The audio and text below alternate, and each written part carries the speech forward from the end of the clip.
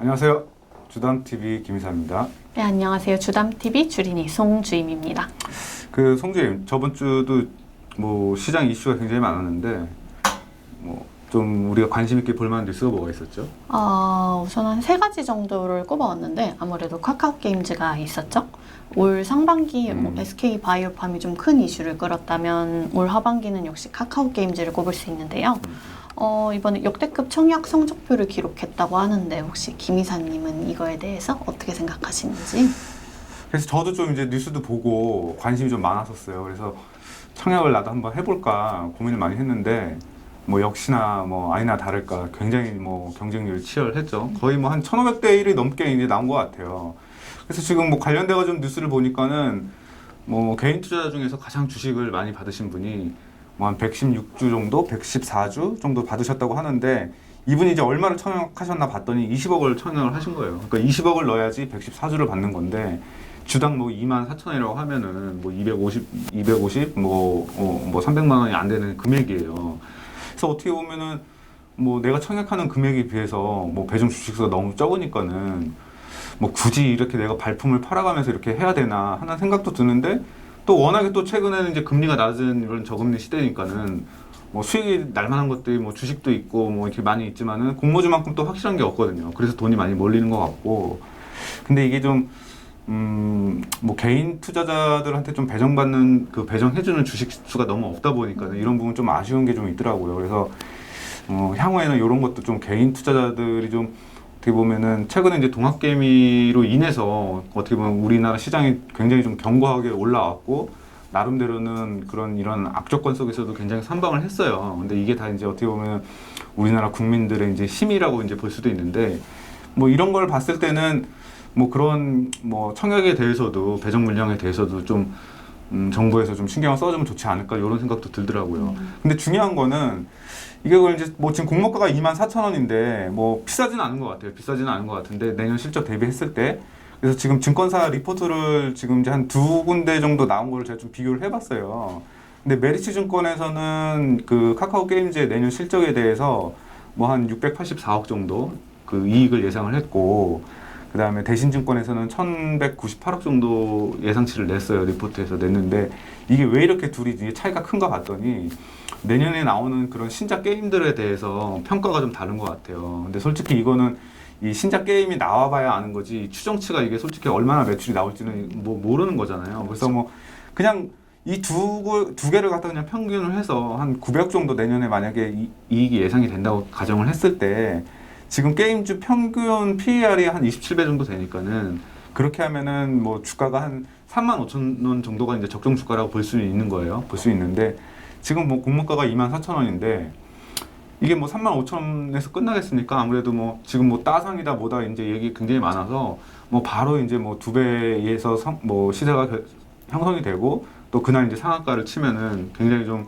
2배 이상 높은 가격이 형성이 될 것 같은데 근데 이게 이 공모주는 이런 게 있어요. 이게 그 밸류에이션도 중요한데 뭐 어떻게 보면 이제 그 초기의 기세라고 할까 이런 부분이 굉장히 중요해서 한번 이렇게 시세가 이제 뭐 이슈가 돼서 시세가 나오기 시작하면은 굉장히 또 뭐 오랜 기간 동안 이게 주가가 상승하기도 합니다. 그래서 그거는 뭐 이게 청약을 받으신 분이 있다고 하면은 그런 거는 잘 이렇게 좀 대처를 하셔가지고 수익을 내면은 뭐 좋은 뭐 결과가 나오지 않을까 이렇게 생각을 말씀을 드리고 싶네요.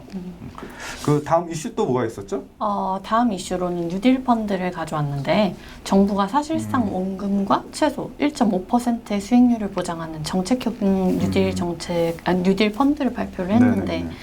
저는 정책형 뉴딜 펀드가 정확히 무엇인지 되게 궁금하거든요. 우리가 이런 그 정책 관련된 펀드들은 과거에도 있었어요. 뭐 MB 정부 때는 이제 녹색 펀드가 있었고 박근혜 정부 때는 통일 펀드가 있었는데 뭐 결론만 놓고 말하자면은 결과가 다 좋지는 않아요. 결과가 다 좋지 않았고 뭐 지금 이제 이번 정부에서 추진하는 뉴딜 펀드도 뭐 과거에 그랬으니까는 뭐 이번에도 그럴 것이다. 이런 뭐 이런 뭐 이 보장은 아니지만은 뭐 그냥 저희가 주식을 하는 투자자의 입장이라고 한다면은 뭐 펀드를 하는 것도 좋은데 그냥 뉴딜 지수도 정부에서 따로 이제 발표를 한다고 해요. 그래서 그 지수와 관련된 그런 종목들을 직접적으로 좀 찾아서 투자를 해보는 것도 괜찮지 않을까 좀 이렇게 판단을 하고 있습니다. 근데 아무래도 이제 최근에 뭐 워낙에 이제 이 금리가 싸고 뭐 어디 뭐 진짜 뭐 적금을 해도 그렇고 뭐 이게 이자가 뭐 거의 없잖아요. 그런 관점에서 봤을 때는 뭐 어느 정도 원금 보장도 되고 뭐 국채 수익률 이상의 플러스 알파도 준다고 하니까는 뭐 여유 자금이 많으신 분들은 좀 뭐 일정 부분 해보는 것도 나쁘지는 않겠다. 좀 이렇게 생각하고 싶네요. 그 마지막 또 이슈가 뭐가 있었죠? 마지막으로는 일본 소프트뱅크 기술주 콜옵션 네네. 베팅 이슈가 있었죠. 그래서 네, 이게 참 뭐 이게 나스닥이 굉장히 좀 이렇게 변동성이 컸어요. 굉장히 네. 이제 뭐 테슬라를 필두로 해가지고 그런 기술주들 하락이 좀 유난히 좀 두드러지게 나왔었는데, 그래서 이게 이제 뭐 여러 가지 이제 원인을 찾다 보니 여러 가지 말이 있었는데, 근데 그 중에 이제 하나인 것 같아요. 우리가 이제 그 옵션이라고 하면은 뭐 이제 많이 들어보셨을 거예요. 이제 선물도 들어보셨고 옵션을 들어보셨는데, 이 옵션이라 하는 거는 뭐 이 콜옵션을 매수한다는 거는 진짜 뭐 이 주식을 사거나 이런 거는 아니에요. 그러니까 내가 이제 그 주식을 살 수 있는 권리를 취득을 하는 거고, 뭐 이제 내가 콜옵션을 매수를 하면은 콜옵션을 또 매도하는 사람이 있을 거 아니에요. 예를 들어 가지고 뭐 삼성전자를 예를 들어서 삼성전자를 내가 이제 뭐 100만 원에 뭐 살 수 있는 권리를 샀다 하면은, 이게 삼성전자가 200만 원이 되든 300만 원이 되든 나는 나중에 이제 그 삼성전자를 100만 원에 살 수 있는 권리가 있으니까 100만 원에 살 수가 있는 거거든요. 그럼 주가가 이제 올라가면 올라갈수록 이제 수익이 나는 구조인 거고. 근데 다만 이제 콜옵션을 매수를 했으면 누군가는 콜옵션을 매도를 했을 거 아니에요. 매도 계약을 했을 텐데, 그럼 그 매도한 사람은 그 콜옵션 프리미엄을 받고 콜옵션 계약을 매도를 쳤기 때문에 그거에 대해 상응하는 그 현물을 또 매수를 해야지 해지가 돼요. 그러다 보니까는 이번에 이제 그 소프트뱅크 쪽에서 뭐 콜옵션을 매수한 게 한 4조 8천억 정도라고 하더라고요. 4조 8천억 정도라고 하는데, 이게 이제 그 레버리지 때문에 실질적인 주식으로 주식 가치로 따지면 한 59조 원 정도의 주식을 산 거나 다름없다고 해요. 그러면은 옵션 매도자의 입장에서는 그만큼의 주식을 사야 되기 때문에 손정희가 콜옵션을 매수를 하면서 그에 상응하는 현물 주식의 매수도 있었을 거고, 이번에 급락이 나왔던 거는 이런 일부 수익이 난 옵션을 청산하는 과정에서 아마 그 해치를 해뒀던 현물 주식을 매도를 하면서 좀 이렇게 좀 큰 폭의 하락이 있지 않았을까, 좀 이렇게 판단을 하고 있습니다.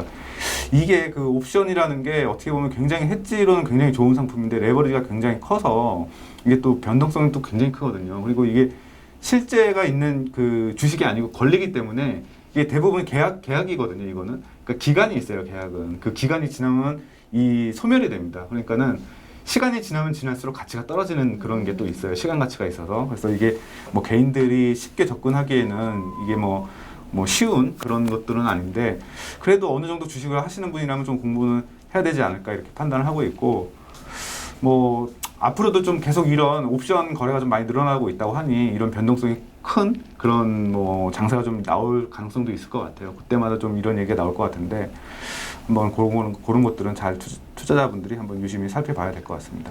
그럼 뉴스는 오늘 이 정도로 하고 구독, 좋아요 부탁드립니다.